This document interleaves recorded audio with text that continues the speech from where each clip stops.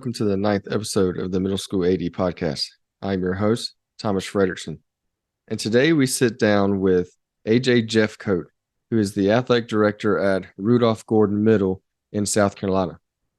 We discuss being a first-year AD, networking, elementary and middle school relationships, and being flexible. We hope that you are able to get better by today's discussion. But before we dive in, here's a word from our sponsors. This episode is sponsored by Gipper, the preferred sports graphics platform for ADs. Start creating professional-looking sports graphics today by starting a free trial. Middle School AD podcast listeners get 10% off any plan when you use code MSAD10 at Gipper.com. As an athletic administrator, you understand better than most how much support matters. Support for your coaches, support for your athletes, and support for your department are crucial to providing the best possible experience for every student. Snap Mobile is now your one-stop for all the tools you need to support your department. With our expanded suite of products, you can now raise money, open team stores, schedule and manage your facilities, and communicate with your athletes, parents, and stakeholders with the same level of care you've come to expect from Snap. Visit snapraise.com today to schedule a demo with your local Snap Mobile representative. Hometown Ticketing makes it fast and easy to buy tickets on your school's website or in the new Hometown Fan app. It's simple. Just search for your school, buy your tickets, and they'll be right there in your account, ready to be scanned when you get to your event. Download the Hometown Fan app today.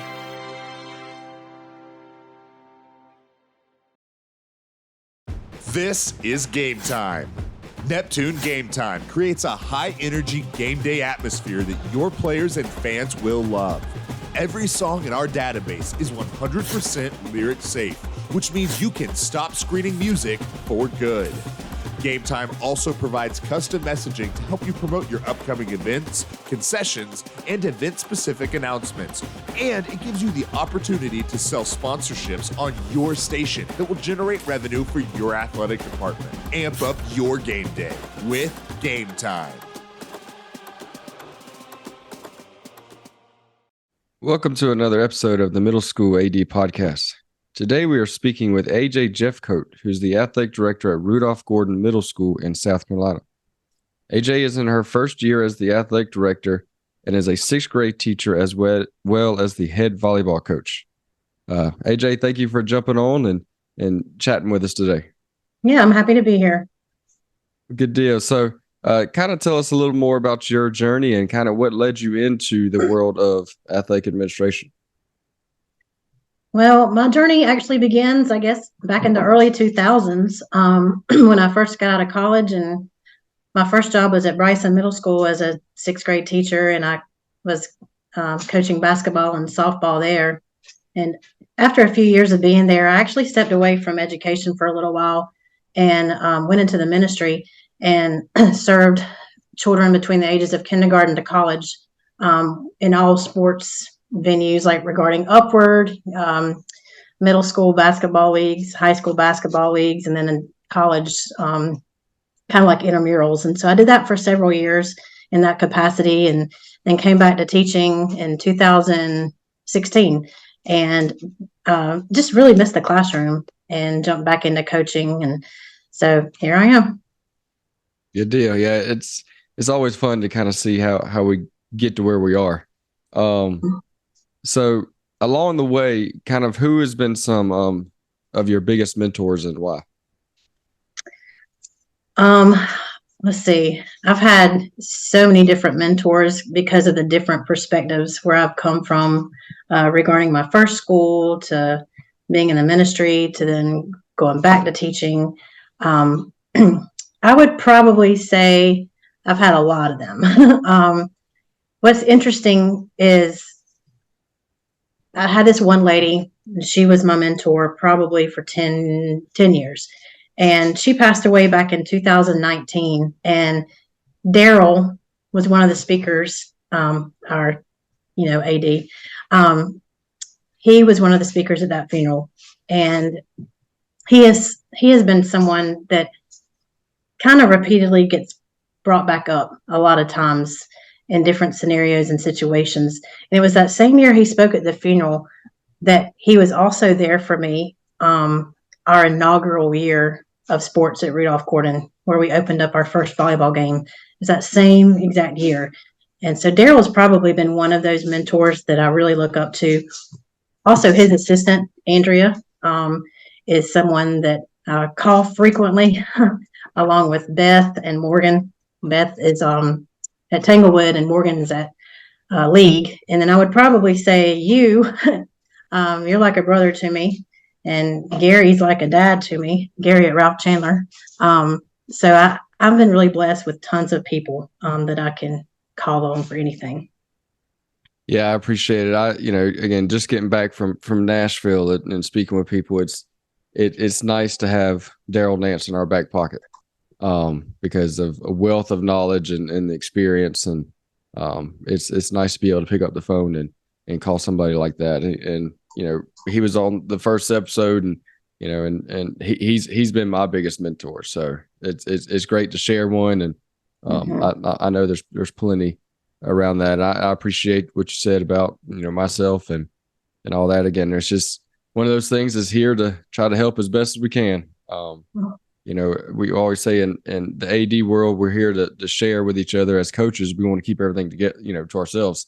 I'm not giving you my playbook, but as an AD, I'll give it to you. So kind of within being your first year, and I guess and kind of as being a coach for multiple years, what do you think the biggest challenge in middle school athletics are today? Don't have them long enough, especially if they're really good. Because like this year, I lost 3 volleyball players to varsity, which, it's bittersweet. I'm so happy for them. I'm so proud of them. It's a great opportunity, but, only had them for 1 year. And part of me wishes, with middle school sports, we could actually start them in 6th grade and have them a little bit longer. But I would really just say the time. If it's like a thief, I guess, that we don't have them long enough. It's made me think about even going into the secondary level at the high school because of the relationships that I do have with my student athletes.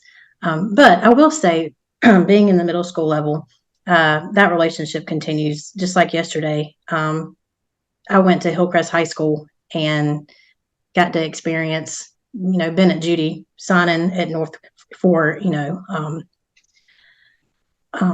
college to go and play football. And it was just such a blessing to see him grow over the years, and to be able to see him play at Western Carolina next year is just going to be phenomenal. And those relationships were built, many years ago. Yeah, I second that. It is very short, and it's fun to see them fall in love with the sport at the middle school. But then you really get to see them develop, at the high school, into, a young man, young woman. But it's definitely a challenge, like you said, because, we basically start them on that development on the school side. I understand a lot of play travel ball and things like that, but on the school side of things, we introduce it, we start them. And, and then, like I said, by the time they start to develop, or we develop a good relationship, then they're gone, to the high school. But like you said, it's always nice to get invited to things of former students or former athletes that we knew. Like I said, it was actually 2 years ago, I got called out of the blue for a volleyball girl that I coached back in 2016. And she was signing to go down to the Jacksonville State to play volleyball. And, her mom and dad wanted me to come and, be a part of that signing day experience with her and kind of surprise her. And so that was always, that was good, again, to get called 4 or 5 years later, and to still know that relationship is there and that it holds strong. And, that I guess we had some kind of good, impact in that family's life. So, yeah, absolutely. So again, back to being a first year AD, we know we learn a lot of things. And sometimes it's just, we're given the keys and we're saying, have fun. But, kind of being in that first year AD, maybe what are some roles that you came across that you really didn't realize that the athletic director did? Securing a SRO for our home games. It's just something, I assumed that my admin would do at school, like the principal and the administrators. But yeah, I found that out really quick. Security is a big deal, as we all know. And luckily, I have a good relationship with our school resource officer, and so she understood that last minute plea for help. And trainer, we don't take those videos for nothing. We don't get those certifications in first aid CPR for nothing. As you know, and many people across our area knows, that's a shortage as having trainers. I believe we have 20 middle schools in our county, and we probably share 2 trainers. And a lot of times it's like, well, we don't have one available, so call Fountain High School because they're the closest high school. Well, sometimes I don't have time to do that, so I have to jump in and take on that trainer role for the players and just make sure those kids are okay, and communicate with the parents. Hey, I think you need to go maybe get a second opinion after the game tonight. So there's just different roles. Custodian, after a game, there's one custodian walking in like, yeah, I thought this was going to end at 7:00 tonight. So, you feel like you really need to kind of serve them and stay a little bit later and help them so they can get home too. So, we wear many hats. Yeah, I will tell you, my first year as an AD, I was at middle school, and it came out of the blue, one of those things, and it was a last minute, just kind of walking the grounds before the madness of the spring sports, and realizing, where are these people going to go to use the restroom? Because they're not going into the school building. The school building is going to be shut down. And so, having to call a couple of porta johns to come out and get put on the facilities just to have something.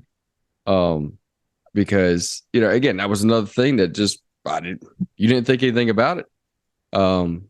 Because as the coach, especially coaching at the high school, you always had a facility right there. But as you know, here in Greenville, we have, pretty good fields, but there's no outdoor, facilities.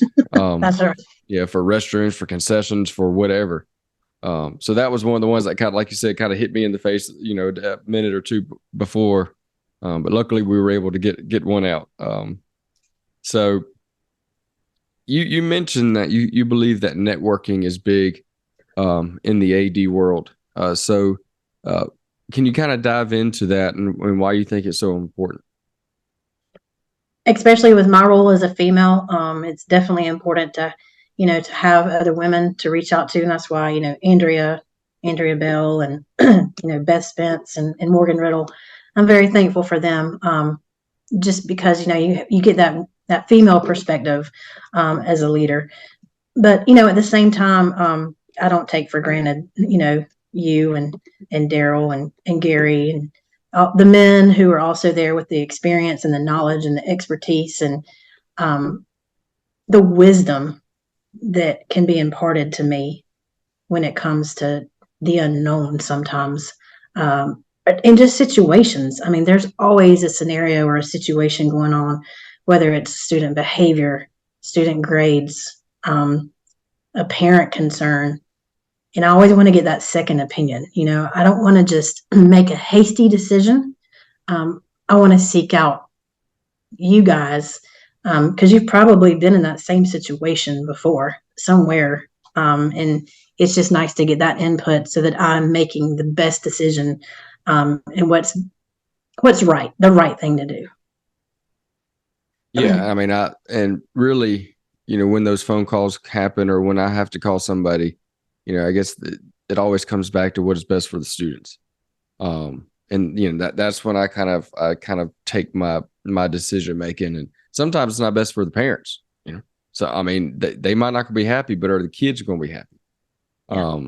And so, that's where we go from. And, especially, we'll put a plug out there for the NIAAA with their national conference. Again, we're recording this on December 22nd. So we just got back, and, just getting around ADs. I know in South Carolina, we do one.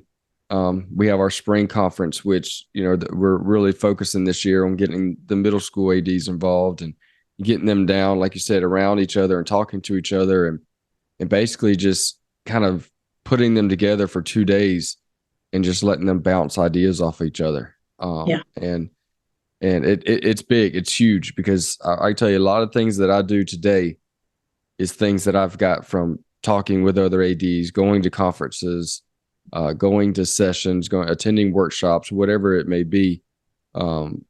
A lot of things I do because I wouldn't have thought about it. Some of it is just, you think when you hear about it, you're like, oh, that's a no brainer. Why am I not doing this? But it's one of those, is you hear other perspectives, and how can you morph it into what you're doing at your school. So yeah, I'm big on networking, and some of the. I think we've probably had some discussions too. Some of the best learning times that I've had, networking, is just standing over on the sideline of a basketball game or a volleyball game, talking to a fellow AD. Yeah. And, maybe looking around the gym saying, hey, what is that? Or what is this? Or what do you do about this? And just, having a 10, 15 minute conversation, but, they don't realize that you're getting some good, important information out of it. Yeah. I'm looking forward to March. I plan to attend. Oh yeah. Like I said, we're still trying to nail down all the things, but we're looking forward to, bumping the middle school AD presence, at our conference. Cause I was the same way when I first started, 7 or 8 years ago at the middle school. I wanted to go because I just like you, I believed in networking, but I looked at the schedule and there was nothing for middle school ADs. Maybe 1 hour, 2 hour here and there, a workshop, but it wasn't enough to vouch to my principal, hey, I need to take a day off school, Right. But now I think, we're trying to make 2 full days of it. So, any South Carolina people out there listening, come join us down in Charleston in March, and we'll have a good time.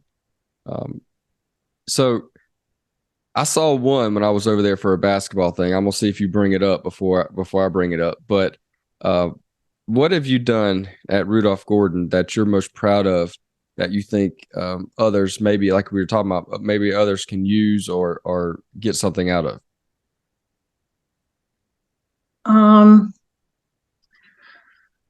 Well, first and foremost, I think it's super important when you're hosting a game tournament that you're visible and that you're available and you're welcoming, starting with the first student that walks in that door, to the last student, to the last coach, to all the parents. That's my goal. I want to make sure they feel welcome, especially you cool cats coming from Northwest. Y'all have like a 45-minute drive down there where I am. Some of y'all had never been to our area, or much less walked into our school. And so even the smallest things like knowing where the restroom is, I feel like that's so important, just for someone to be visible, someone to be available. I don't currently have a concession stand going inside of our building, and that's kind of been a challenge. That might be something I'll work on for next year. And so currently I use food trucks, before, during, and after the game, that's available for people, just to have something for them in case they haven't had dinner, because our games are 5:30 and most parents are just getting off work and hadn't had a chance to eat, or even feed the younger ones that they're bringing to the games with them. Well, yeah, and now our games are now at 6:00, trying to help with officials getting there. So that's even later. But yeah, I didn't even think about that. But yeah, I going there and seeing the food truck was fun, especially because it looked like it had a pretty good response with all people going out and bringing in the little food containers and things like that. Kind of what I saw, and kind of what I've talked about with some other guests, is, just for those that are listening, Rudolph Gordon it's a middle school, but it shares the building with an elementary school. One half of the building is elementary, the other half is middle. And kind of what I saw, again, I didn't expect it. And I didn't know anything about it. We walked in for a basketball game and they had elementary school girls there cheering.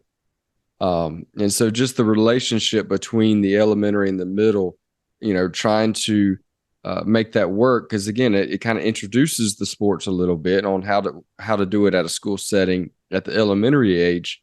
So when they get to middle school and they've got that opportunity to cheer, they kind of already, have a little taste of it. The parents maybe already have a little taste of it. So I think it's a good transition. Now, we've talked about the transition from middle school to high school a lot, during these past couple of episodes, but just to see that you already starting the transition from the elementary to the middle, I thought was great. And, kind of, even if the elementary and the middle is not in the same building, how can you work with your local elementary to get involved? So can you kind of elaborate a little more on how you got that started? Oh yeah, absolutely. So like you said, we are unique. There's only one other school in Greenville County that's a kindergarten to 8th grade school, and that's the Sterling Center. And we actually have a lot of students that attend Sterling that come to us for sports because they don't have sports at their school. But if they're zoned for our school, even though if they attend Sterling, we get a lot of kids to play sports for us. But it is important for people to realize that Rudolph Gordon School in Southern Greenville County is one school, kindergarten to 8th grade. We have 1,700 students, almost 200 on our faculty. And, building those relationships, whether it's an 8th grade student taking on a 3rd grade book buddy during the day, or whether it's a former, actually, she's still a varsity cheerleader coach at the high school who teaches kindergarten at our school that started the spirit squad of elementary kids. I want to get them involved on our side of the building so that they know, hey, middle schoolers aren't scary after all. This is a fun place to be. There's plenty of options for us when we grow up. And so having them there and then doing halftime games, we pull like the siblings that aren't cheering down from the stands during halftime to do fun games with them. And I'll have Beta Club kids there to help with that, to kind of buddy up with the little children so that they also can look up to somebody and know that, oh, I know a 7th grader in this school. I know an 8th grader in this school. And so I'm thankful for the Beta Club students. And we also have like a news show at our school of 6th, 7th, and 8th graders, and they're there to also help with that, just to try to get them involved as well. Yeah, and that's a whole nother discussion on itself, is how do you incorporate and partner athletics with everything else that's going on. We've mentioned on here before, and kind of what I've done is, you could even bring the middle school band in and, let them have a little pep band or the drum line or whatever. They could do a halftime show. They could just do it during the game. If you have space for that, like y'all are set up perfect for it because y'all are a gymatorium. So you could put them actually on the stage. That's right. That's right. And, during timeouts and half times, just, let them go to town. Also kind of incorporating the chorus. Can you get the chorus to come in and sing the national anthem for a game? And again, because sometimes athletics, especially at the middle school, because again, it's starting, so people are starting to see it, start separating themselves. Not in our eyes, but in the eyes of some people, they're like, well, that's just athletics. They don't want anything to do with the rest of us. They don't want to partner with the band and the chorus and the Beta Club and the art club or whatever. But then when you reach out to them and say, hey, let's do something together. And so now you've got, at the bigger schools, now you've got a basketball kid and a chorus kid that probably would have never talked to each other. Now they're talking to each other. Now when they see each other in the hall, they're, high-fiving or saying hello. Just because of that. And then, the athletics is, we got to return it. So, they come and quote unquote participate in our event. So when chorus or band has a concert, why not all the athletic teams show up? and maybe sit together, wear their jerseys, whatever, just to show, like you said, that it's one school. And because, again, we're here for the students' experience. We're not here for the athletic experience, the band experience, the course experience. We're here for the students' experience. Yeah. So how can we open up the doors to get more people involved on the athletic side, and then return the favor on all the other sides? That's a good point, Freddie. I'm writing that down, by the way. No, yeah, you good? Because I know, sometimes we can get a bad rap, because I know, at the middle school, sometimes the gym may be the only big area there is. So there's band concerts, there's chorus concerts, there's everything happening in the gym. And sometime when they come up and say, hey, can we practice after school? A lot of times it's no, because we got basketball practice going on, or we got a basketball game. So sometimes that relationship is hard to mend or to get going, just because of circumstances, not because I don't think anybody wants to try. It's just how do we mend those things? And I know at my former middle school, me and the band director were pretty close, and sort of like brothers. So like I said, it was very easy for us to make things work, and the course teacher as well. But some people just don't have that relationship. Well, and like you said, for my school, it's two courses, because I've got the elementary school chorus side too. And I told them, or encouraged them this year, use our gym for your concerts. It's much bigger. You can bring in more people and have, a bigger space. And it was on a Tuesday night. So, we didn't have to worry about basketball game, and there's an elementary gym. And so I moved my basketball teams to the elementary gym to practice. So we work together, and it's so important. Like you said, good relationships, work together, but communicate. Don't assume, and don't look at the school calendar and say, oh, there's nothing on this date, so I'm going to go use the gym. Well, someone may have forgotten to put it on the school calendar. So communicate first to make sure. Oh yeah, I mean, like I said, we were actually sitting next to each other a couple weeks ago in our district AD meeting, when we were trying to, move some games to try to get officials, and it became very hard, because it was, hold on, we got a band concert in the gym, we got a chorus concert, and it wasn't just us; it was the other 18 as well. And so, like you said, yeah, because we could have looked at each other and said, "Yep, all right, we're moving the Thursday game to Wednesday," and we could have moved officials, we could have moved everything. But if we didn't check, then band and basketball would have showed up to use the same facility on the same night. Yep. So yeah, it's huge, and especially, like I said, when you're limited in space, and not all middle schools are blessed with an auditorium of a size to be able to hold those things. So the if you don't have an auditorium, usually the other biggest area is the gym. Yep. So yeah, I think that's good. And like I said, we've hit it from different aspects on how to work within the school, but I think definitely touching on the feeder school for us, which would be elementary, and how can we get them involved as well. So I know, like Northwest, we have a separate school, but the elementary school is across the school, or across the street. So we still can do simple things with them, even if it is just going over there and doing the whole, opening the doors in the morning, or reading buddy and things like that. You don't have to get to high school to start those things. I'm going to give Fountain High School a shout out on here, because I know this is a middle school thing, but they, during football season, they send their football players to our school every Friday morning to open car doors and open doors to the school. So, that's a good relationship building too. Yeah, and like I said, we've mentioned there was another guy that was on here that talked about they have middle school tailgates before like varsity events, and so it would be a varsity game for whatever sport it is, but the middle school would put on a tailgate, and so they would try to get people to come out to the varsity event, but have fellowship within their middle school peers and athletes first. And then go sit and support. So again, it trickles up all the way from kindergarten to 12th grade. We're just stuck right in the middle.